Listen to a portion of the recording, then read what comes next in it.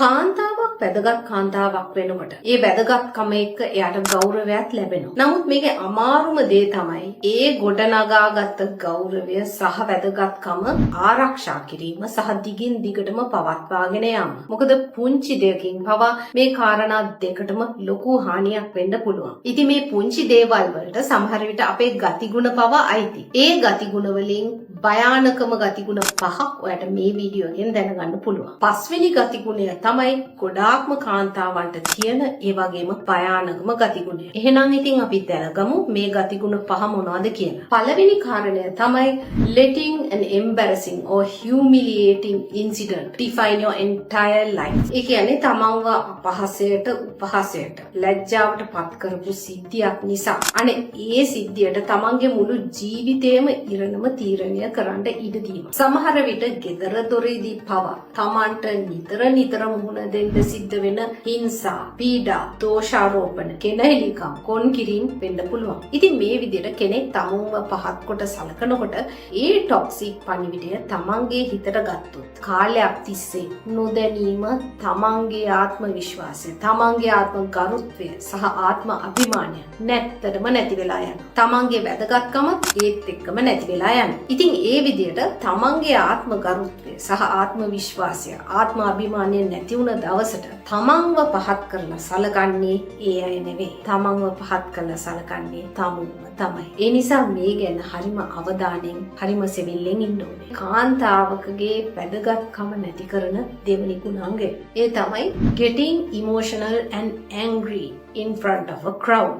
පිරිසක් ඉදිරියේ ආවේගශීලී වෙලා කේන්ති ගන්න එක ගැන තමයි මම මේ කියන්නේ. ඉතින් මේ සෝෂල් මීඩියා වලදී ඔයගොල්ලෝ දකින්න ඇති මේ ගර්භණී සායනයකදී එක මහත්තයෙක් හැසිරුණ විදිහ. ඒ මහත්තයාට ලැබුණ සැලකිල්ලත් ඔයා දකින්න ඇති. ඉතින් ඒ සිද්ධිය ගැන මම අමුතුවෙන් කතා කරන්න යන්නේ. කොහොම වුණත් එක එක හේතු කාරණා නිසා අපිට තරහ යන්න පුළුවන්. අපිට කේන්ති ගන්න පුළුවන්. සමහර අය පරණ කෝන්තරයක් හේතුවෙන් උසිගැන්විලා කේන්ති ගන්නවා. තවත් සමහර අයට අසාධාරණයක් සිද්ධ වුණා කියලා ඒ අයට තරහ යන්න පුළුවන්. ඉතින් තරහ යන එක හොඳ නැහැ. තරහ ගියාම අපායේ යනවා කියන බණේ කියන්නේ නෙවෙයි මම ආවේ. කොහොම වුණත් තරහ කියන්නේ මොනවද කියන එක අපිට අඳුර ගන්න සිද්ධ වෙනවා. ඉතින් පරිණාමිකව ගත්තොත් අපිට තරහක් ඇති වෙන්නේ අපේ ජීවිතේ ආරක්ෂා කරන්න තියෙන සංරක්ෂණ ප්‍රයෝගයක් හැටියට. කොහොම වුණත් පිරිසක් ඉදිරියේ තරහ ගන්න එක, කේන්ති ගන්න එකෙන් Tamanට සිදුවෙන්නේ වාසියකට වැඩිය අවාසියක්. බලන් ඉන්න අයට කොහොම වුණත් Taman ගැන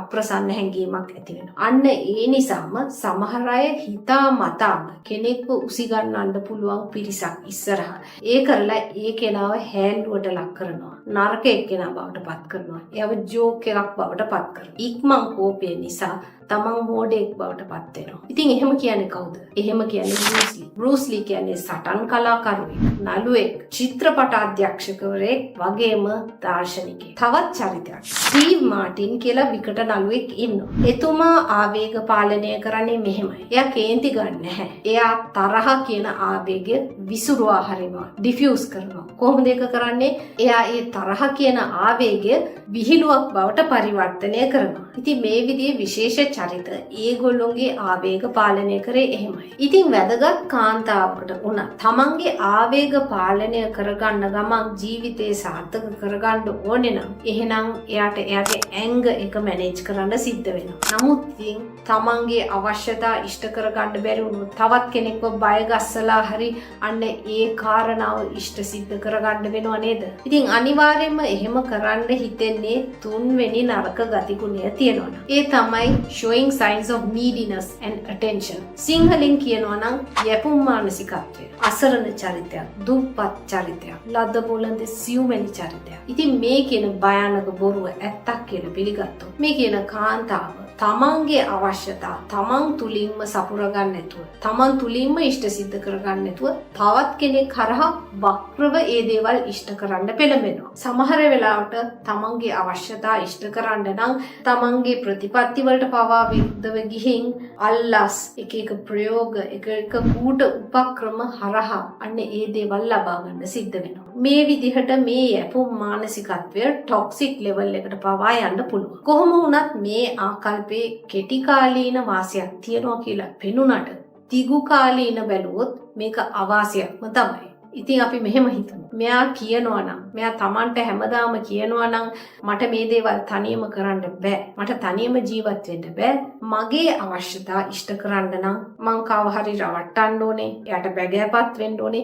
එයාව පොළඹවන්න ඕනේ කියලා හැමදාම Tamanට තහවුරු කරනවා නම් Tamanගේ ආත්ම විශ්වාසයට සහ Tamanගේ ආත්ම අභිමානයට කරන හානිය හිතා ගන්න පුළුවන් නේද? අන්න ওই විදිහට Tamanගේම ආත්ම අභිමානය සහ වැදගත්කම තමන්ම විනාශ කරගන්න අවස්ථාව. ඉතින් ශ්‍රී ලංකාවේ කාන්තාවන් වෙනුවෙන් නිර්මාණය කරන වැදගත් වීඩියෝ ඔයත් බලන්න කැමති නම් එහෙනම් ඔයාට කරන්න තියෙන්නේ subscribe කරලා අපිත් එක්ක එකතු වෙන්න. දැන් ඉතින් අපි කතා කරමු තමන්ගේ වැදගත්කම නැති කරන 4 වෙනි ගුණය ගැන. මේක අර කලින් කියපු යැපුම් මානසිකත්වයට සම්බන්ධ දෙයක්. ඉතින් මේ විදිහට පමණට වඩා තවත් කෙනෙක් මත යැපෙන කෙනෙකුට අනිවාර්යයෙන්ම හීනමානයක් ඇති වෙනවා. තමන්ට තනියම ජීවත් වෙන්න බෑ කියලා හිතෙනවා. ඒ වගේම තමන්ගේ පැවැත්ම ගැන නිතර බයෙන් කාංසාවෙන් සහ චකිතෙන් තමයි මෙයා කාලය ගත කරන්නේ. ඒ නිසාම මෙයාගේ පැවැත්ම ආරක්ෂා කරගන්න සමහර විට තමන්ගේ ප්‍රතිපත්ති වලට පවා විරුද්ධ වෙලා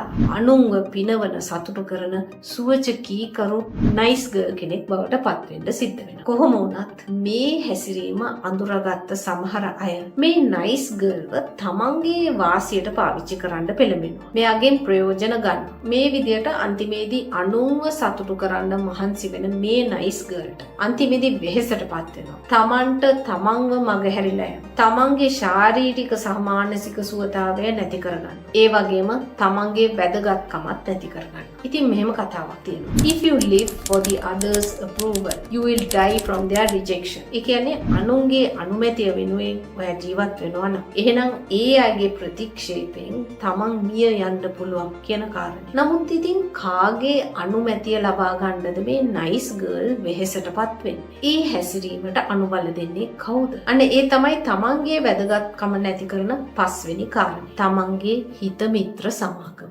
තමන්ගේ ආශ්‍රය. ඉතින් මෙහෙම කියමනක් තියෙනවා. Show me your friends and I will tell you who you are. ඒ කියන්නේ තමන්ගේ යාළුවෝ පෙන්වන්න. ඊට පස්සේ මං තමුන් කවුද කියලා අඳුර ගන්නවා කියන කාරණේ. තවත් සමහර අය මෙහෙමත් කියනවා. You are your friends කියලා. කොහොම වුණත් තමන්ව කිට්ටුවෙන් ආශ්‍රය කරන සමාගම තමයි තමන්ගේ ජීවිතේ ලොකුම ඉන්ෆ්ලුවෙන්සර්ස්ලා. ඉතින් මේ කියන ඉන්ෆ්ලුවෙන්සර්ස්ලාට අර කලින් කියපු වැරදි ආකල්ප වලින් එකක් හරි තියෙනවනම් අන්න ඒ වැරදි ආකල්ප තමන්ගේ සමාජය තුල සාමාන්‍යකරණීය වෙනවා. ඉතින් මේ විදිහට වැරදි මත නිතර තමන්ගේ සමාජය තුල රීසයිකල් වෙනකොට ඇත්ත මොනවද බොරු මොනවද කියන කාරණය පවා වෙන් කරලා අඳුර ගන්න බැරි වෙනවා. ඒ නිසා වැදගත් කාන්තාවකට තමන් ආශ්‍රය කරන්නේ කවුද කියලා නිතර සැලකිලිමත් වෙන්න සිද්ධ වෙනවා. වැදගත් වීමට කැමති කාන්තාවන් වෙනුවෙන් නිර්මාණය කරපු වැදගත් වීමට කැමති කාන්තාවන් දහස් ගණක් බලපු මෙන්න මේ වීඩියෝ එක මට මෙතනින් බලා ගන්න පුළුවන්.